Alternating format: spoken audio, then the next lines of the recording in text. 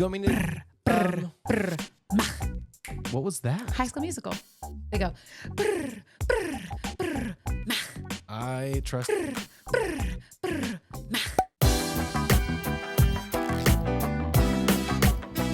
Hello, and welcome to Hardly Working, the show about life, love, and labor, hosted by the couple that works, plays, and stays together. I'm Kelly. And I'm SP, and I'm barely surviving. It is a torrential downpour here in Los Angeles, California. People are in canoes. Animals are drowning. No one will survive. We took our Sea-Doos here this morning. That's right. It was actually pretty great. Yeah. Right on the 118 freeway. That's right. We're running some waves. Actually, it's not raining at all currently right now. This is the second time in the last few months that this has happened where the news is like, there's a hurricane. And it's like next to nothing.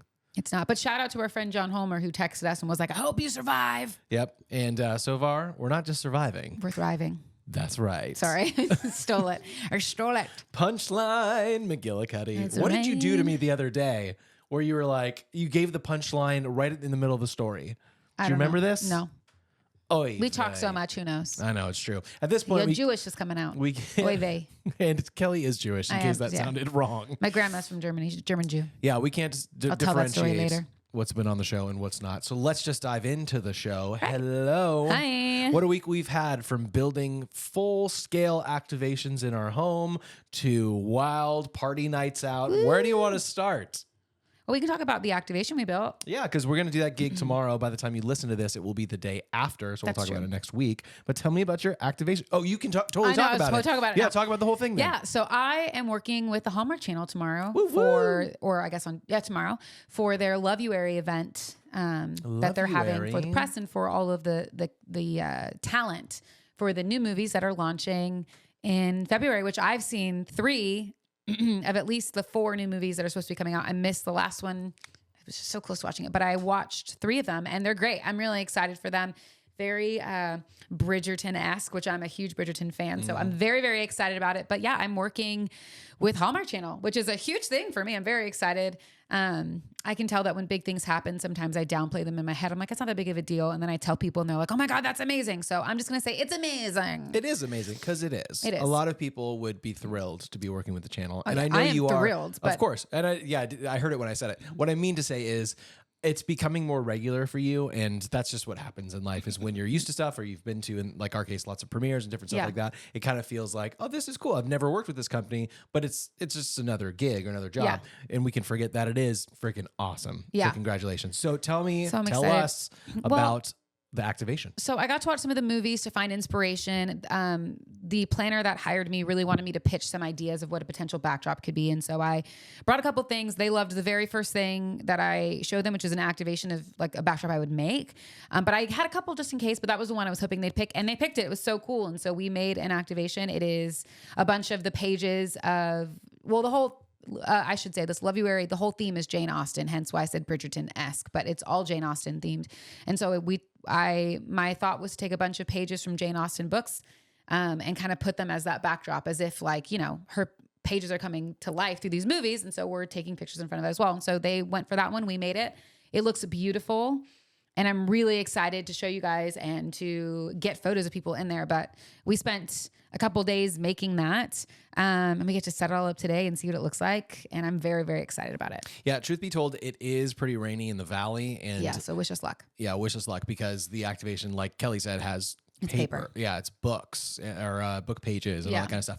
I don't think you mentioned this, but some of the stuff that I really love are the like watercolored Oh, yes. like women that you have, like Yeah. the period piece women on some of the papers. If Mm-hmm. you've ever seen it, I love it. So it's a piece of paper from a book, but someone has like watercolored or painted on one of the characters. And Yeah. we've got that scattered around. I'm just describing it in case We'll put for those pictures who in are here so listening. you Yeah. guys can see it. It'll be somewhere here right now if you're watching. And if not, go to my Instagram. I'm sure I'll have it there at BMBL booth. You can follow me sure there it'll be. and I'll be up. Here, there, and everywhere. Everywhere. The other thing was we got to celebrate our friend Scott. You may remember us talking about Scott back in season 2, maybe. He's pretty for cool. Drag brunch that lasted 12 hours. Yeah, and what I realized is, I don't know this was celebrating him. I think it was a celebration of all of us. His whole party was New Year, New You. Yeah. Like it's a New Year's party, but at the top of February, which I love. There's too much stuff to do in January. I love that it was now. Yeah. It was so fun. Yep. And shout out to our table mates. What a great time. Cole, Jason, Joey, Rafi, Tapon. Yeah, I barely got Cole. time with Tapon. I said Cole. Oh, Chris. Thank you. And Scott. And yes, the one, the only, the maker and breaker of hearts and dreams, Scott. Yeah. What a guy.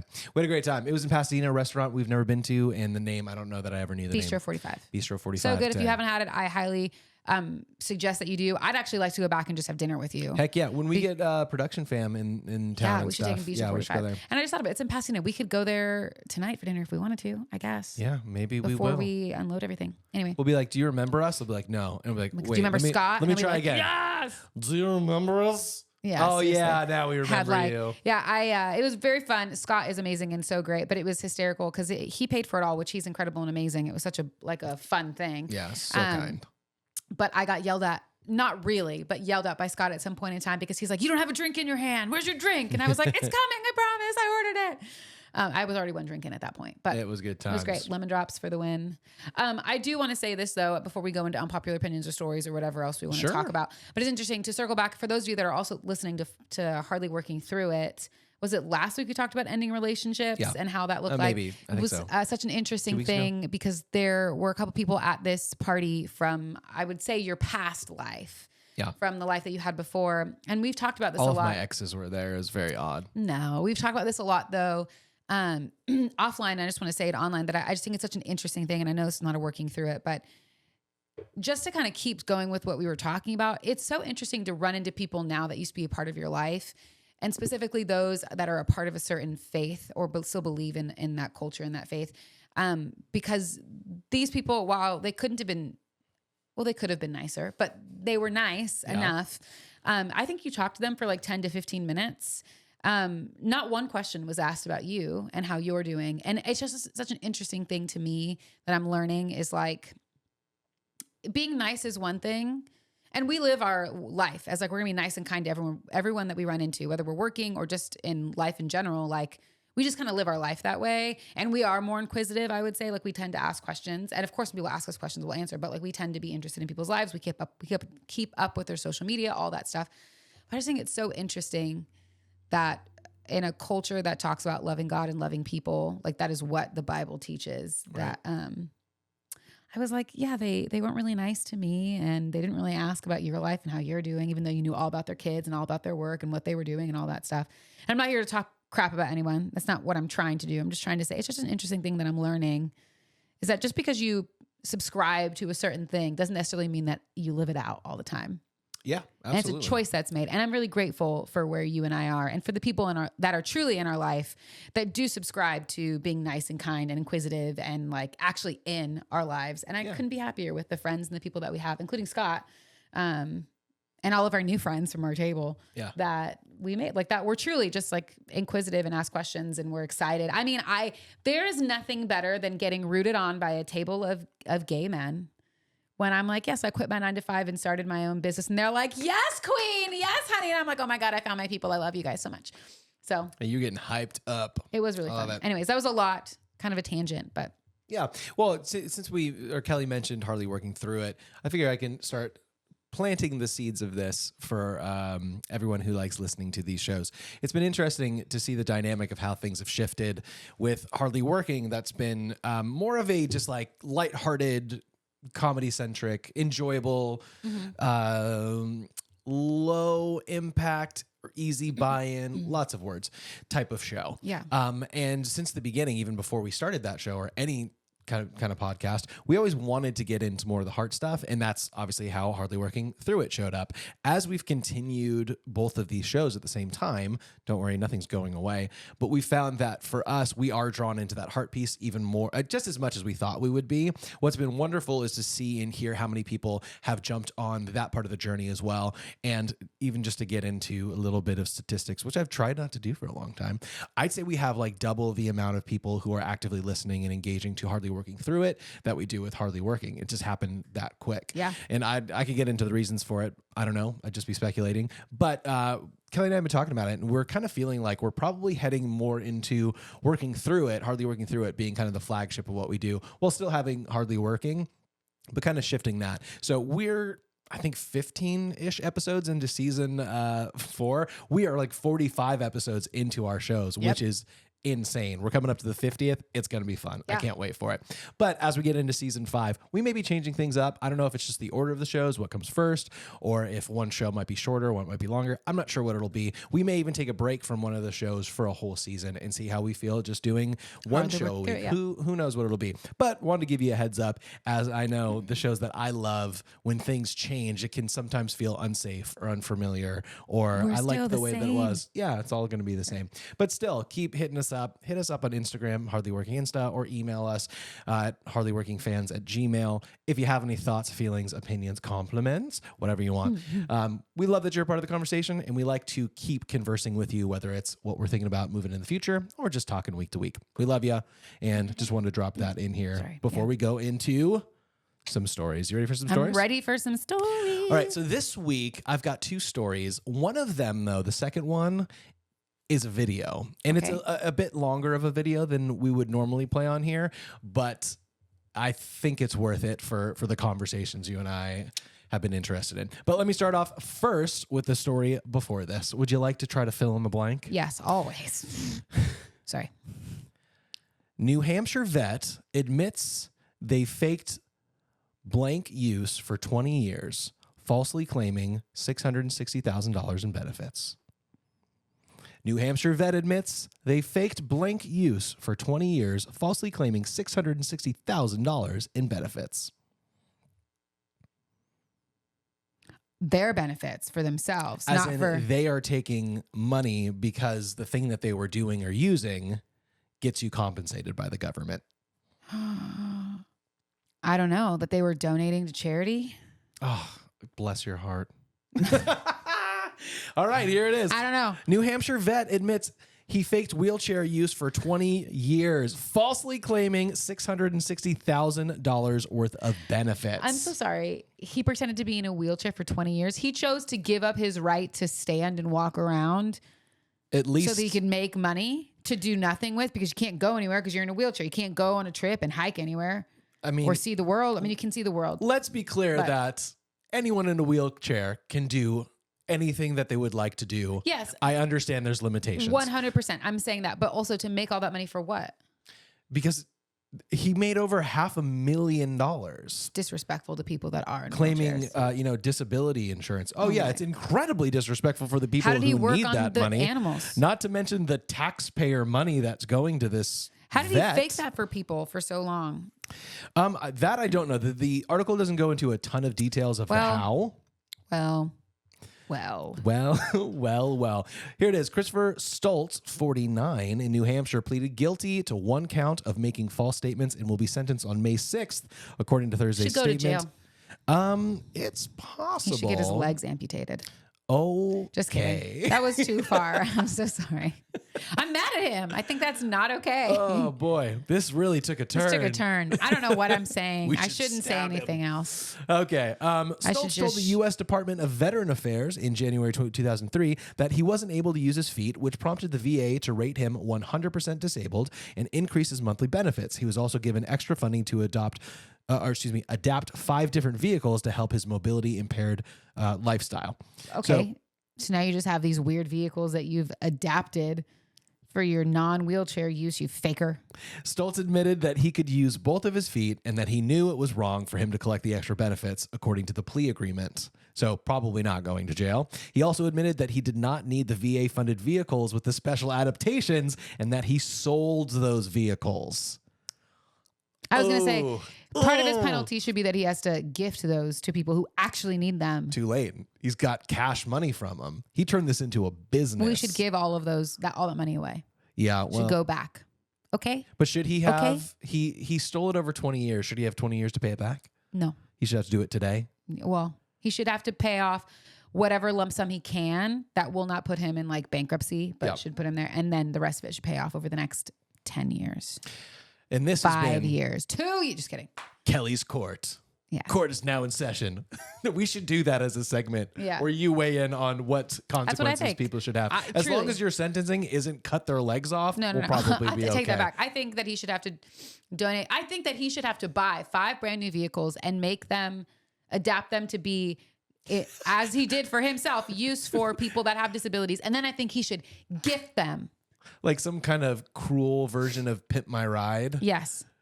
But I kind of like it. I like consequences, creative consequences. yeah. I like that. Remember that story we did about that Chipotle, the woman in Chipotle who threw a scalding burrito and she had to work at a fast food restaurant? I hope somebody threw a burrito at her. And cut her legs off? No. You're harsher than I thought. I'm just kidding. Her hands. That's what she threw with. I'm just her kidding. burrito eating hands. So the reason that I like this, like talking about this story, one is because it's very out of the ordinary, of course. But two is because I have a question for you. I'm ready. Do you remember? Unhinged. Okay, sorry. Do you remember? I believe you're Oh my goodness. I do. He healer. faked it. He didn't have cancer. I Liar. believe It was a you're Christian- more than enough for me. Tell the story, Kellie. You're nailing it. Am I? There was a guy at Hillsong Church. If you don't know what Hillsong Church is, then you're living under a rock. 'Cause There's plenty of documentaries. Go watch them. about how skeevy, is that a word they are? Skeevy's a word. Skeevy. They I are. like Well, at skeevy, least though. the main people. Anyways, there was a guy who wrote a song and he said he had cancer and he played this up for years. Years. And he got to sing on the Hillsong. Like, I mean, Hillsong is one of the, if you don't know what Hillsong is, it is the largest Christian music distributor. Like Yeah, they make period. the most, they are the ones who kind of put Christian music on the market or on the map. And to be fair, because they did it really, really Yeah, well. they're very It was good. so high quality. They put on full on concerts and shows. yeah. It was a big It deal. was a big deal. And it still kind of is. Less so, but it was really, really big, especially when we were growing up, huge. So anyone that was within the Christian culture wanted to be or go to Hillsong. They even had like a school you could go to that was like really messed Hillsong up. College. You all know now. But he faked cancer and then was like brought on stage and people would pray over him and all of the stuff. It was insane for years, like 6 years. What you're leaving out though is he wrote this song. Yes. That basically said, I believe that you're my healer. Yeah, That's you're the my whole thing. healer. You're my comfort. You're more than enough for me. All this stuff, which if you can imagine, anyone who's going through that is connecting with this and and, declaring it and proclaiming it. Feeling for him. And this is an interesting thing too that I don't know if it's even worth diving too deep into it, but it's one of those things where it's like, can you separate the art from the artist? No. Like, can you separate, someone who has done atrocious things to people but made great movies? That was a bit of extreme, but like we've seen so much in the Me Too movement back in like 2018, like the people who have these accusations or confirmed things that they've done to people, cannot you still enjoy their music or their movies or whatever? Can you separate the art from the artist? And not to dig too deep into that specific example, but what I'm saying is this dude was a grifter just like this vet was a grifter, just like there's grifters everywhere trying to take advantage of people and take people's money. yeah.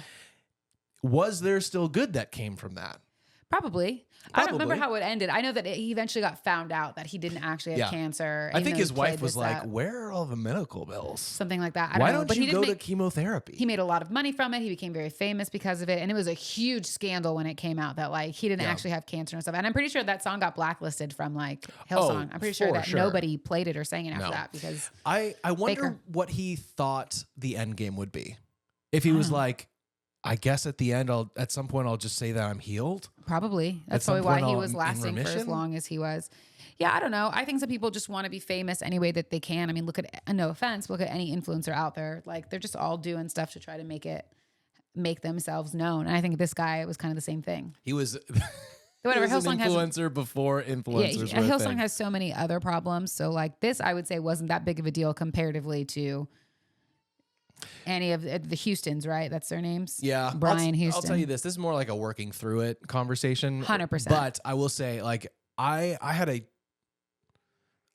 to be delicate with this. I've seen the documentaries. Both of them. Yeah. Both of them, and I understand. And the things that were said to people, done to people, inexcusable. Hillsong was a huge part of my life growing too. up. I went to Australia to one of their conferences. I know. Like You met Brooke Fraser. went to one of their, yeah, of course, met Brooke Fraser, all of them. It was a huge thing. And you and I grew up as worship leaders too. Oh yeah, 100%. So like their It's a music. big deal because it changed the game, especially for females. It really changed the worship game for females because you have these 100%. amazing vocalists who are writing songs and who are getting to lead Yeah. these songs. Like that really wasn't a thing before. There wasn't really any. You were like trying to like modulate things up. Is that the right word?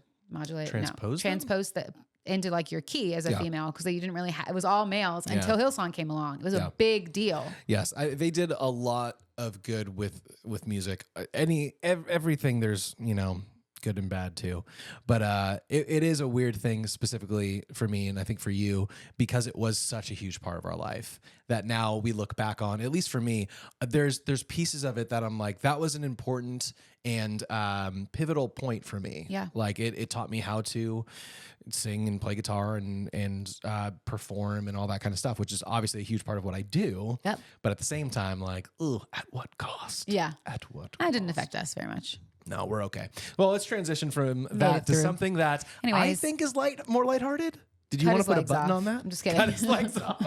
Sorry, I'm just kidding. Okay.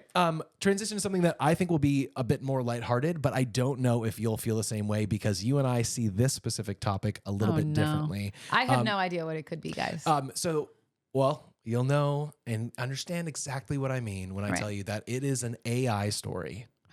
And not only is it an AI story, because those are a dime a dozen, it's an AI story that has to do with fast food restaurants, which Double is whammy. another thing. Yes. Double whammy. Okay, so sorry. I mentioned this earlier. This video is longer than stuff that we would typically play here. And if you're just listening, don't worry. I'm going to have the audio in there for you so you can hear it as well. You're giving me the iPad so I can watch it. So here is the video. This is automated AI restaurant opens in California. No. Well, the robots have arrived, at least in Pasadena, California. That's where the world's first ever fully autonomous AI-powered restaurant has opened, complete with burger flipping bots. We sent CBS's Joy Benedict on a taste test. Flippy the chef makes Spud spectacular. This automated grill gives the meat its sizzle as this restaurant goes robotic. For this burger, it would take about 120 seconds. Kellie Express by Flippy is the world's first AI-powered eatery. There's new technology outside the kitchen, too. A cheeseburger. Order kiosks use facial recognition to remember you, your favorite food, and how you like to pay. Then watch the robots work. No humans required. We can't get enough people to come out to work on fryers and grills, and they're dangerous jobs. And this automation helps solve a lot of those issues. Hello, may I have someone? 62% of restaurants report being understaffed. Industry experts say most of those unfilled jobs could be done by robots. And in California, where the minimum wage for most fast food workers will soon be $20 an hour, fewer workers equals cost savings. Dan Ives is with Wedbush Securities, a wealth management firm. Once the minimum wage went to 20, that's the bell going off. More and more focus on spending on AI. Because look, that's inflationary. That's the problem. You can't necessarily pass all that to the consumer. Flippy can cook 250 pounds of French fries an hour. The burger bot, 100 patties. These restaurants are very, very busy at peak times, and every second that gets added to somebody waiting in the drive-thru is a lost revenue opportunity for that restaurant. Is it costing people their jobs? That's not what we've seen. It's really here to help people. Humans at Kellie Express will put the finishing touches on orders. For customers, the price of the meals are competitive. As for taste, Is it going to affect the quality and the taste? I would say yes, in a good way, because now each burger is being cooked precisely the same way every time. time will tell whether AI takes over kitchens everywhere. That will be up to the public to chew on. Joy Benedict, CBS News, All right, Pasadena, Kellie, with 10 California. years of leadership and development experience in food and dining, how do we feel about this? Because the two big issues, AI taking away jobs, but for me, every place I've ever gone to in the last 3 years is understaffed. So are they taking away jobs, or do people not want to do the jobs? Kellie, weigh in with your expert opinion. I don't have an expert opinion. I do think it was interesting to watch and see, because it said fully AI, and I'm like, but it's not fully AI as you go through. Sucked. Because I think my thought process was, if you're fully AI, how can you control like food safety and cleaning and all of that? Because these AI bots are designed to cook the food, but not necessarily clean up after themselves or do any of that stuff. So far, yes. And so there is something to say, like, you're right, the consistency would be the same. And if you calibrate it right, then technically like your food safety wouldn't be a thing. But I can tell you this. I worked in chicken for 10 years, and there's still error in things. Yeah, like of course. there were many times where maybe you didn't like thaw enough chicken or doing that stuff. So you're cooking chicken that's not thawed all the way. Well, guess what? The normal 4 minutes and 20 seconds it takes to cook that chicken isn't long enough. And if you're a robot and you're doing that, unless you have a way to control or temp or whatever to see, you'd be serving raw chicken. Bum, bum, bum. Do you know what I mean? So Yeah. I think it's a give and a take. I do agree that currently right now, fast food restaurants specifically are understaffed. But I personally like the human interaction. I think that $20 an hour is a lot of money for minimum wage when it comes to fast food restaurants, especially when it's supposed to be a starter job for most people. And at the same time, I also understand that it is probably the most frequent in places when it comes to food. Not everyone wants to go to sit down places. There's no like middle ground sit down place anymore. It's either fast food or like your super fancy places, Which I think is going to keep being like that. which is fine. But I think I just think it's interesting. I don't particularly like, this isn't really AI. That's what I was going to say too. It's more machines. robots. Yeah, I was like, Yeah. is cooking French fries? Oh, okay. Is In-N-Out using one of those hand cranks to make French fries Yeah. different than putting them in like an automated shredder? Like that's not AI. Yeah. It's just a tool and a machine.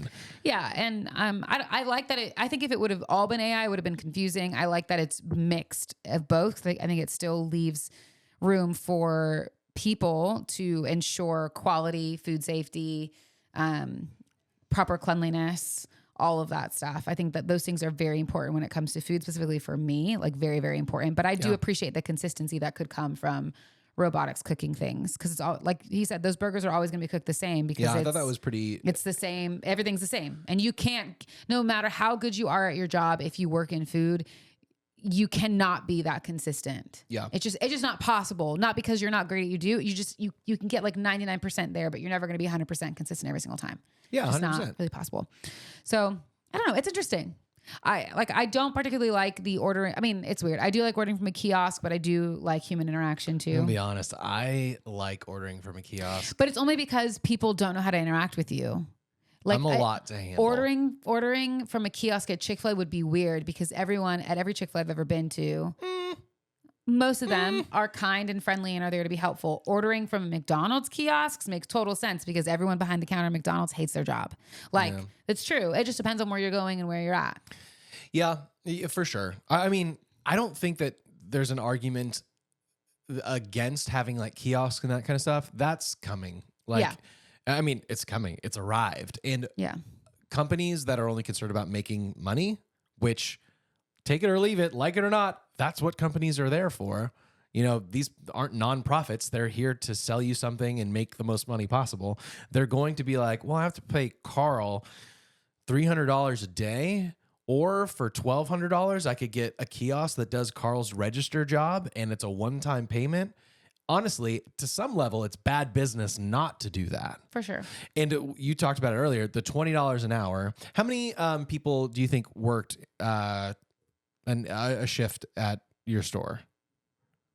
Like 20, 30, 50? Probably 30. 30 if we in a talk about day, like right? a rush for like the lunch hours. Okay, $20 an hour and then 8-hour shift, something like that. So that's $4,800. It might seem like a lot of money.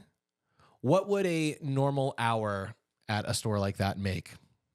If it's a rush hour, Yeah, right now, anywhere between 5 to 7. 1,000.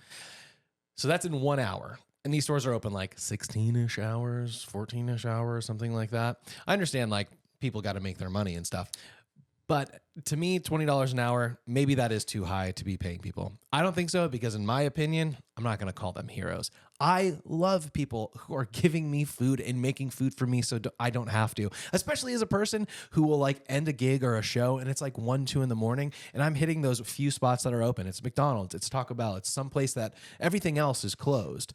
And you've got some poor like 17-year-old kid making food at 2 in the morning and I'm like, hey, I just want to say thank you for doing this job because it makes my life so much better. And I'm sure no one cares to tell you this, but like, thank you for making my life better by making me this burrito or whatever. Yeah. But if it's too high, the juxtaposition between the problems of we can't afford to pay people, that's BS, by the way. We don't want to pay people the money, but we also don't want to automate stuff. Like, it can't be both. You can't have people who are like, they're taking our jobs, while also being like, I don't want these jobs. Yeah, I hear you. I'm curious to see what will happen in the fast food industry as minimum wage, because I don't think minimum wage goes up to $20 until April. And I think that's only in California. Yes. But I am curious because it's not minimum wage across the board. Like minimum wage across the board, I think is $16.50. When you say across the board, you mean the country? No. So Or in like California? minimum wage in California right it. now is, I'm going to say 16. It might be $16.50, but it's like $16. In April, minimum wage only goes up for fast food workers. So if you work at like an American Eagle or an Abercrombie, you're still there. Yeah, still you're not stuck going at up to what it 20. is. You're still staying at whatever minimum wage is as it increases for fast food workers. So I'm curious to see if the caliber of people will change that are applying to these fast food jobs within the industry, because you're going to make more money. You're going to start off making $20. And if you become a director or a manager or any of those things, you have the opportunity to, you're not going to be starting at 20. You're probably going to be making 30. So you think 30 people, plus. So I'm curious this will to draw see. people into doing fast food because I'm they'll make more doing that? If I'm just curious, and I think about it in terms, either I can put myself in terms of that, like if my business doesn't work out, let's say everything was crappy and I was like, I got to find a new job. I need a job right away that's going to make me money. Am I going to choose to make $16 an hour working in a Costco, Ralph's, fashion place, clothing store, Target? Or am I going to say, no, I'm going to make $20 starting taking orders Fast at a food. register or bagging things at a fast restaurant? I'm probably going to lean that way. Of course. Obviously, I would say, though, it is, in my opinion, It's it is hard. harder to do that than it is to sell pants or whatever at name Pros your and store. cons. Totally. You've done both. I've done both. But what I'm saying is, like, the other reason is, like, you can make $20 doing fast food versus $16.50 or whatever doing something else. People don't need to buy pants 3 times a day. People do need to eat 2 to 3 times a For day. sure, but- So, like, it's so much more needed, and they're going to be making more, and I think more money than if whoever's just at the mall selling pants or That's whatever. true. But I'm just curious to see if the caliber changes, and I'll be looking out for that after April, probably The caliber later of on. what? Of the people that are working in the fast food industry. Where was the last time you walked into a business of any sort where anybody seemed happy to be working there? Saturday at the Yeah, it was restaurant. probably I went more to. the Yeah, it company, was like everyone was really happy to be there. No, but I walk into a Target, you're not going to find happy people there. I haven't. Walk into any food I restaurant. mean, nobody wants to work right now. Nobody does. Nobody wants to work, and I totally get it. Which I hear the boomerness in my voice when I say the phrase "no one wants to work anymore." That's not exactly what I mean. I think millennials, Gen Z, those two groups have seen a bit behind the curtain. And it's not, I don't think that people don't want to work, certainly there's some of it, but I think it's a little bit more like, I don't want to work in this system that you guys set up. Yeah, I agree with That's that. not here to take care of me. Neither do I. Hence why I quit my job. Totally. Which we'll talk about in the next episode. But Yeah, and like, probably a future hardly working through it about should I quit my 9 to 5? yeah. But it'll be interesting to see what happens. I don't know. The reason I asked you mean about the quality, or excuse me, the caliber sentences today, because I think some things, the quality of certain things might go up. Like you said, the cook time on everything is going to be identical, and you nailed it. I feel like you nailed it. I do think there's going to be these like fast food, fast casual places, and then the higher end, fancier places, because people still do want to have a meal that you can't get cooked by Flippy the robot. Like there's just so much at this point that a robot can do. If you want to have a nice night out, like you're going to need someone that's not just flipping burgers, but they're cooking the steak and they're mashing the potatoes and they are elegantly displaying the asparagus on your plate, or they're grilling your tilapia. I don't know what fish are. Whatever it is. So I do think we'll find, oh my God, just like we found in life right now where the middle class has been like getting eliminated. Exist, yeah. It's kind of happening there. I know. It's all part of this terrible capitalistic hellscape we live in. I think it'll change at some point in time during our lifetime, much like it did with our parents and different things. But yeah, I will report back later this year. It won't be in April. You have to wait a couple months to actually see people get trained up as they do that. But I don't know if you have the choice of making $20 an hour plus or 16. Probably going to go towards the 20, even if I don't. I mean, it's just extra money at that point. Yeah, why wouldn't you? Yeah, especially here in California where everything is sure expensive. Well, I was talking to my sister about it. We'll get into unpopular opinions in a second. I was talking to my sister Megan about it, and she's like, I make a good living. Like, I make a lot of money. She probably makes double what like a teacher would make. She's like, and I can't afford like a house out here. I was like, I know it's impossible. She's like, even to rent a place, first month's, last month's rent, security deposit, That's a lot. renter's insurance. It's like, how can anybody do it? Nobody can. And you know what? It breaks my heart too when I talk to like even some of my my friends who are nurses, and they're like, yeah, I just did 3 12-hour shifts, and I'm going to take some time off to sleep in the morning, and then I'm going to drive for Uber, and I'm going to be a DoorDash driver because I'm not even making enough money saving people's lives. I know. So it's a weird time to be living in. Yeah, it is. Anyway, let's get back to the ha-has. Back to the ha-has. Dang, and we did it immediately. We're good. Okay, so I've got a few unpopular opinions. One is kind of just ridiculous, silly, and I want to get your thought on it. I'm here for it. And the second one is a little bit more less silly. Here's the first one. 87% of people agreed with this ultimately, and I have an explanation. Unpopular opinions. Hamsters are some of the worst pets. Have you ever had a hamster, Kelly? No. Me either. I'm sure I'm probably allergic. Yeah. Here's the explanation here. I think they're cute, but dang, do they suck as pets. They're super fragile. They don't love or feel affection for their humans. At most, they will kind of trust you, but it's not the same type of love a dog or a cat has for their humans. I think people who have and take care of hamsters are great people. That's hilarious. They're like, don't get me wrong. These hamster people, they're awesome. You have to be some type of altruist if you take care of something you know doesn't love you / will never love you or return your love in any capacity. I can somewhat understand it since I would love my cat even if it didn't love me back. Thankfully, he does. But I don't know. It feels like all this stress to be a hamster owner with only downsides and not many upsides except for the fact that they're cute. This person comes back. Edit. Glad to see this is an actual unpopular opinion. I read some stuff here that changed my mind on hamsters slightly. I guess I just had one that was a jerk or a loner. Either way, not the right pet for everyone, but kudos to those of you who take care of them correctly. I don't know if hamsters are the worst pet. Are you okay? What a random thing. And are we all forgetting about the worst pet of all time, the goldfish that dies within a day of ever getting it? Thank you. So the reason I liked this, because it is goofy, but I was like, I want to talk through the list of the worst pets, because this is not the worst one. Goldfish. I disagree. Parrot. At least parrots talk back to you. You can't get them to stop talking back to you. You know, you train them how you want to train them. Sometimes. Rat. Rat's a terrible mouse. one. Snake. Horrible. You think hamsters don't give you love? Snake. Iguana. Any lizard. Any reptile, really. Yeah. They got little claws. They hurt. I don't like them. Ferret? Question mark. Those seem fun. Question mark. Fun. They do. TikTok has turned me around on ferrets. They look fun. You ever seen like someone throw a ferret into like a box full of elbow pasta? Yeah. No. They look like they're having a gay old time. I love it. Just living their best life. But yeah, I wouldn't say that hamsters are the worst pet. Oh, yeah. And not my pet of choice. Again. Just be very clear. But any fish. You think a hamster can't give you love? You think a fish is going to show that they love you? What animal has the shortest attention span? A goldfish. Me, the goldfish. Yeah, I don't think it's the worst pet, but it's terrible. But that, again, this is context from them, not from me. I'm not arguing Also, for if it. you have a cat, it's probably why your hamster doesn't like you. Probably terrified the cat's going to eat it. It'd be worse if you had a snake.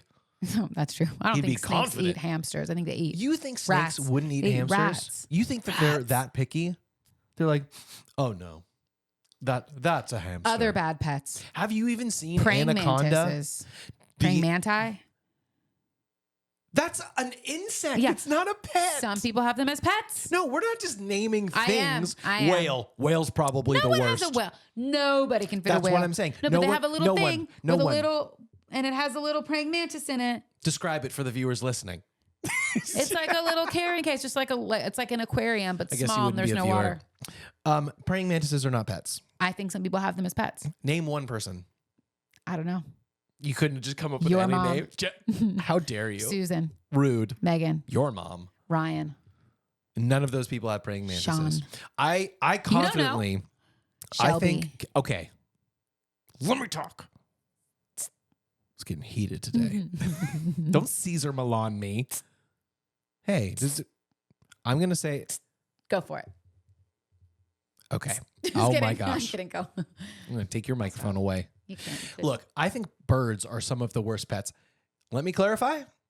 Great content on TikTok. Very fun, very funny. They poop everywhere, though. If they are talking birds, then you can't control what they say. Helpful if someone gets murdered, though. I'm sorry. I'm just going to assume this is a Bones episode. Murder shows. Is it Bones? I don't know. It's one of the ones I watch. I think maybe. Or the parrot was like, it was Carl. No. They don't talk like that, but they... Kevin killed her. They're after me, Lucky Charms. That's not the right one. Fruit Loops. No. Does every bird have to go, I don't know what that sound is. No. They poop everywhere. Most of the times they get their wings clipped, which is, if it's cruel. You have to do that. It's not cruel. You have to do that. If it's cruel to declaw a cat, because why? Because I had 2 cats that were declawed. Okay, I didn't do it. But is it cruel to declaw a cat because they can't defend themselves? I wasn't asking why you did it. I was asking why it happens. It's like taking out the bones in your hands. Is that not what happens when you take away a bird's ability to fly? You know the one thing that birds have? The one thing that they can fly. They can talk to. You made that point, not me.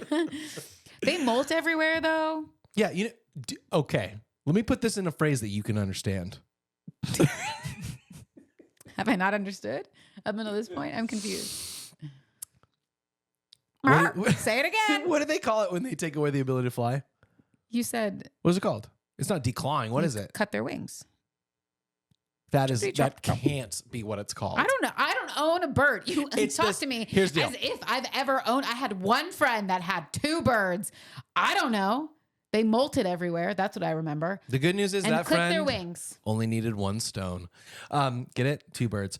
I think it is getting your wings clipped. Yeah. That's the same thing as cutting off someone's But legs. they grow back. It's not... They grow back? You can like clip different parts and like it's like cutting their hair, but I'm pretty sure, don't come at me. For someone who's never had a bird, you seem to know a lot about birds. But I'm pretty sure it can grow back, but you do that to help keep them safe so they don't fly everywhere. It's not exactly like declawing a cat. Like they're not going to grow their claws back, but I'm pretty sure you can clip their wings and it makes it so they have a problem flying, but they can they molt and they get rid of their feathers and they grow new feathers. It's a thing. I don't think clipping a bird that way is like pulling out the magic feather in each wing that stops them from flying. I'm going to look at it. I don't think that's what happens. I think it's probably a worse procedure. Also, I saw this funny video. It was very sweet of this parrot that a woman owned, and it can't fly. So this woman would occasionally take the parrot out and just run as fast as she can with it, and the bird would flap its wings and just enjoy it. It was sad but adorable. I need you to hear this. So it says the goal of proper wing trim is to trim enough feathers to prevent a bird from achieving lift as it takes off, but not to trim so much that the bird can't fly. What did you Google? How does clipping a bird's wings work? Google, can a bird fly ever again once you've clipped its wings? Trimming a bird's primary wing feathers or I don't know what that word is. Removing. No, it's remage. It's like the name of whatever the feather is, so that it's not fully flight capable until it molts, sheds the cut feathers, and grows new ones. So it's like cutting their hair. No, it's not. Yes, it is. It's like, I can't even think of something. Is clipping a bird's wings painful? No, there's no physical pain while clipping a bird. You imagine that? So it doesn't hurt them. That's great. By the way, I was totally wrong. I guess they do have magic feathers that cause them to fly. Wouldn't that be so rude? You've got, cockatrice, the cockatiel. I don't know what birds are called. You've got Petey the parrot. Petey the parrot who's like, I've been living my life in the Amazon. Things are so good. I'm flying high. And then all of a sudden it wakes up after the vet and it's like, time to take a... It's not a vet. You do that at home in the same way that you can clip your cat's nails at home. Or your dog's nails, because you'll understand that one. The same way your mom can clip Scooter's nails at home. It's the same thing. You clip their wings so they can't fly, but it molts and it grows back. It molts and it grows back. And Kellie, we're done. Here's what I've realized. And scene. We do not know enough about this, but I do know of a veterinarian who's been faking disability for a while that might be able to give us the answer. Maybe they can tell us about it. No, but I'm telling you, I do not think it's the same as declawing. The point is, worst pet. Okay, that's fine with you. Praying Actually, mantis, not. worst pet. I'm just kidding. It's not. I have no worst pets. I have preference. Yeah, we all know your preference on pets. I want an Australian Shepherd. Not what I thought you were going to say. I do love cats though too. I think I saw this video. I don't know if this counts as, actually, none of this has been true so far. I did not see a video. I heard about this, and I don't know if you could qualify it as a pet. But sometimes people rehabilitate foxes to save them from the fur industry. Aww. And the problem is they've been bred to be fur, so when they get rescued, they don't have the skills to survive in the wild. Of course. But they also cannot be domesticated. So all they do is like pee and poop all through your house and tear up all your furniture. That seems like the worst pet. Sure. Can We're I not ask gonna you get one. another question? Yeah. Excluding traditional pets, Mm-hmm. what would be the best pet, in your opinion? Like not a cat, not a dog. Not traditional pets. Like like a praying mantis would be a great example of a non-traditional pet. That is a traditional pet. It's not a traditional For those pet. of you that have had a praying mantis or some type of thing like that, leave a comment below because I want to know. Yeah, Show you know me your what? praying mantis. Let me know. Manti. If I don't know. anti-manta. You're praying If you manti? had Is that like, you know what I mean? Is that like the plural? Look, if you Praying mantises? had a praying mantis, just leave a cricket in the comments because that's all you're going to have down there is nothing. Silence, crickets. Show me your praying mantis. Ew, gross, dog. Consent is important. Yeah, that's why I said show me. And What you were you can gonna choose say? to or not. What were you going to say? What's your best pet? traditional best pet that I think you can have? I mean, it would have to be snuggly, whatever it is. And like if it wouldn't eat me or anything like that. Like a giraffe. That'd be dope. You'd have to have a 2-story house because that's your alarm clock. Big yard. You'd have to have a big yard with big trees. I'm going to put some of this on to keep talking. Yeah, I'm going to say I agree with that. I was thinking like a monkey would be fun. I was Yeah. thinking like a Monkey feels like a lot of work, but It monkeys would be does. fun.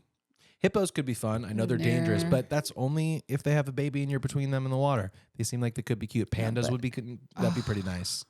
Although I know it's koalas that are mean and gonorrhea Koala. ridden. Kangaroo. Koala. No, I would want, I think, my problem is I like traditional pets because I like the snuggle. Yeah. Like it's why I love Scooter because I love Scooter, but it's why I really love going over there because I can lay down and he'll just lay with me.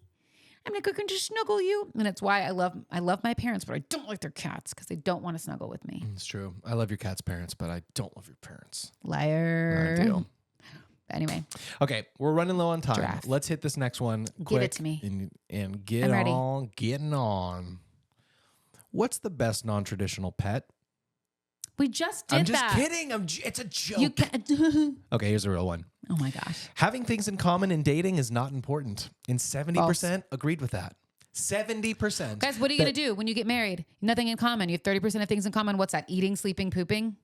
Yeah, not to be too specific Driving. or gross. Oh my gosh. I'm sorry. I think you just described a baby. You have that in common with an infant. It's true. I'm just saying, if you have nothing in common, you're probably not going to work out. But 70% agreed. They're Well, like, those "It's not that-" 70%, out of those 70%, how many of them are married or divorced? I didn't ask. I'm just saying. I will say this though, those 70% are not watching the show. No, but we have like 90% in common of things that we like to do. Yeah, if we were an ancestry.com genetic test. Don't. Yeah, okay. Just stop right You know, there. we We're wouldn't not be married. related, guys. This guy. Who is he?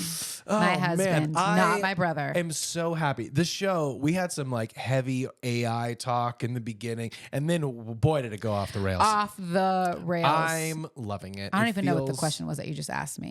It does feel. It's not a question, it's an Oh, opinion. No, yeah, I don't agree. Sorry. 70% of people No, think no. that having things in common in dating is not important. Listen, let me just give the soapbox real quick, okay? Just soap it up, If baby. you don't have anything in common when you're dating and you cannot find common ground in your marriage, guess what? You're not going to have anything in common. You're not going to argue the same. You're not going to speak the same language. You're not going to even like the same food. And it's going to be absolutely miserable. And I would say and forecast that you'd be divorced or unhappily married within 2 years of being married. So have things in common. Have things. Find things, okay? Because it is important. Do we have everything in common? No, there are some things he likes to do that I'm like, I tolerate it. And I'm like, that's great. I love that you love that because guess what? Wait, there are things what? that I do that you don't like, but you tolerate it, like watching Bones. You don't want to watch an episode of Bones with me, or you don't really like taking baths either. But you guess what? You buy me bath bombs and you let me watch Bones whenever I want. And that's how it works. Yeah, we don't have those things in common, but now you're pushing me over to this person's side. It still works. We don't have as much in common as I But thought. we have so don't many even know other you. things in common. Name one. We both love Brooklyn. Yeah, you're right. Hey, do you think you said We both this like earlier? Thai food. We like to go. We like That's to true. stay in rather than Don't go give out. all our Okay, sorry. secrets away, lady.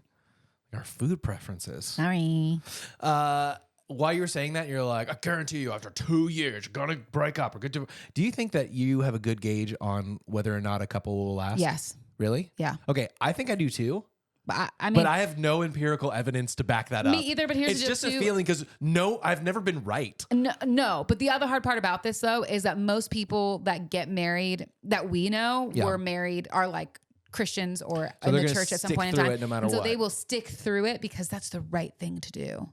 And because I do not feel, while I feel that therapy has become more normalized, which I'm really grateful for because it should be, because therapy is totally normal and everyone should do it.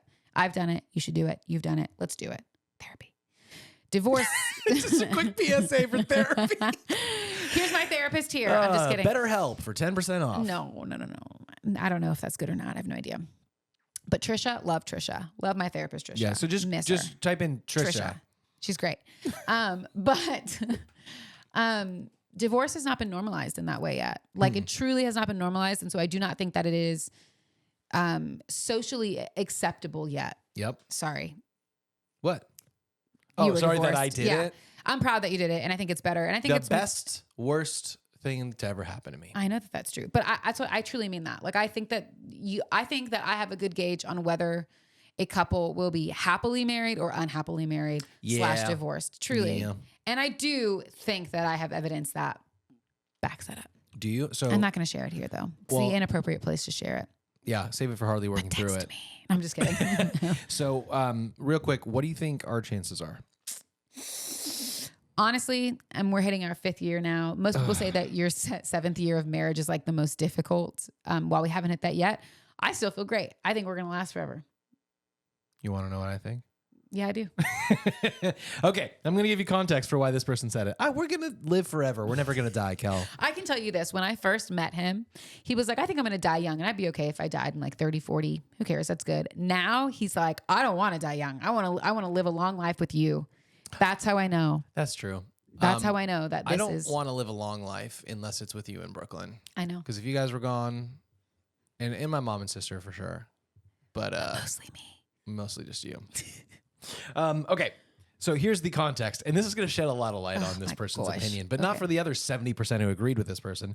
This is what they say: having things in common in dating is not important. Having things in common in dating is only good for the initial conversation. After that is not important at all. When you're dating someone, you talk about all kinds of things with that person. It's true. So the grammar's not great here. I'm trying to edit it as I go. That's good. On the long run, it's not important. It's not as important if she listens to The Weeknd or Tekashi 6ix9ine or likes anime like you. You're going to be with that person a lot of time. Most of your conversations are going to be about everyday life things. Things that you like will be like 2% of things you talk about. Look, it kind of fell apart grammatically at the end. I understand what he's saying, but he's talking about very surface level things that aren't in common. I went deeper. Like, do you have the same values? Do you both want kids? Do you want to get married? Like, all of those things. I don't care. You like Post Malone. I don't particularly like Post Malone. It doesn't Post Malone's matter. freaking great. You see that video about him playing I did the banjo. Here's the deal. I like him as a person. What the heck? I don't particularly like his music, and that's okay. You do, and that's great. You don't like Taylor Swift. I love her. It's not a make or break for us. But those aren't the things that matter in terms of like being on the same page or having things in common. Okay? I agree. I'm just saying. You still went to a Taylor Swift concert with me, and I would go to a Post Malone concert with you. Yeah, I probably wouldn't go to a Post Malone concert though. I don't like going to concerts unless I'm performing, which sounds so stupid. I'm a facilitator, not a participator at heart. That's really the truth. Is I'd rather be making it happen than enjoying it because I can't be in the moment. We gotta go. Let's right. wrap this stuff Love up. you. Love you. Bye. Okay, a couple things coming up. We talked about earlier. You got the Hallmark event tomorrow. That's Yeah. wonderful. I'm wrapping up one of my commercial acting classes tomorrow, the last day. Then I'll have to find another thing to jump into because always learning. Yeah, you have a gig this week. 2 gigs. And Oh, you have 2 gigs this week. I have a couple hangs. I'm going to a pink room yeah, you for Valentine's are. Day with the gals. Galentine. Oh, and we're hanging out with Fred, Randy, and Danielle. on Wednesday, which I don't think you put in the calendar, and you should, or else you're going to forget about it. I will not forget about it because I love them. And we're not hanging out with just the two of them. We're hanging out with the three of them. Bye-bye. All right. With that said, hang out with us in a couple days on Hardly Working Through It, where we answer the question, how do you deal with burnout? We're digging into not even really what it is, because we all kind of know what it is, but how we handle it, what we do when we're in it, and how we rebuild our lives mentally, spiritually, physically, trying to get through it. Yeah. So I hope you stick around and hang with us in a few days. But until then, enjoy the time off. Enjoy the time away from us, because distance makes the heart grow fonder. I hope you have a wonderful week and you spend most of your time hardly working. Love you. Love you. And we love you guys. Bye. Bye. Why do I always like hold my arms out like we're going to hug people as we leave? I don't know. Okay, got to go. Bye. Bye.